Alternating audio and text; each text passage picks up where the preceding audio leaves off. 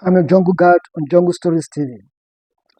I don't really know how the road safety corps are trained because the incident that happened in my present few days ago baffled me a lot.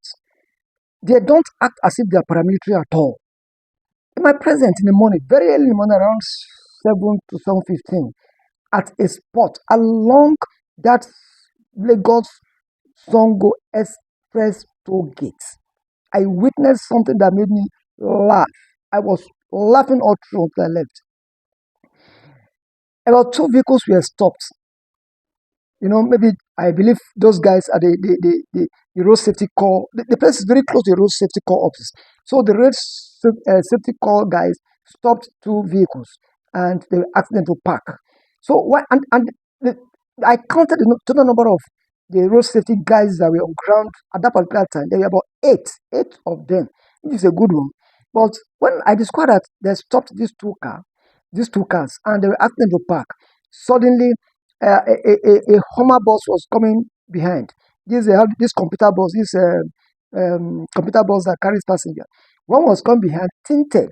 It was tinted in black, and the whole glasses were wind up. And of course, uh, such vehicle will attract suspicion. It will, because normally, how will a passenger bus be tinted like that? And of course, it drew the attention of one of the road safety corps, and he asked the driver to stop. And of course, because there were two vehicles in front of the drivers, there was no way the driver could fly over those two vehicles. Actually, he was forced to stop. And when he stopped, one of the road safety corps asked the driver to wind down to wind so they could search what was inside.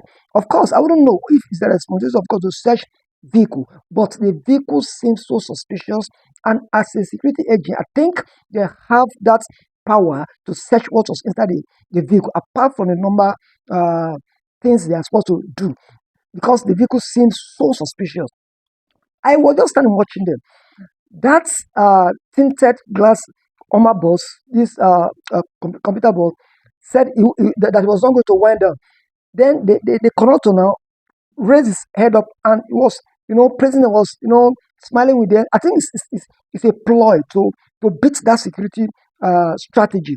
So when he was uh, laughing, smiling at them, the driver still refused to wind down. Even both the driver's side and the passenger side. The so-called conductor, of course, I wouldn't know if it's the conductor, who was sitting on the back, just wind down a bit and raised his head up and was chanting and playing and smiling with those guys, those uh, those guys outside.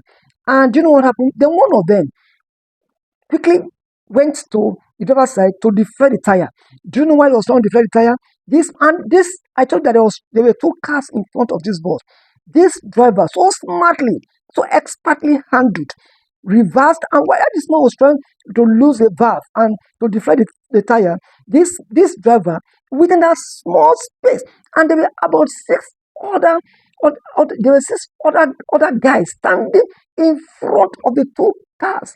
And this driver smartly reversed, even while this guy was trying to lose the valve, he smartly reversed a little space at the back of those cars that were in front of him. This guy reversed, and he drove off and he ran away. In fact, I was not I in fact I was afraid of what happened that day. I couldn't believe my eyes. How would about eight road safety corps, if they are actually trained at that small space, nothing would have stopped them from stopping that car. In my presence, the man drove off and he left. In fact, I looked at them and I said, shame to you. It's quite unfortunate. We are in trouble in this country.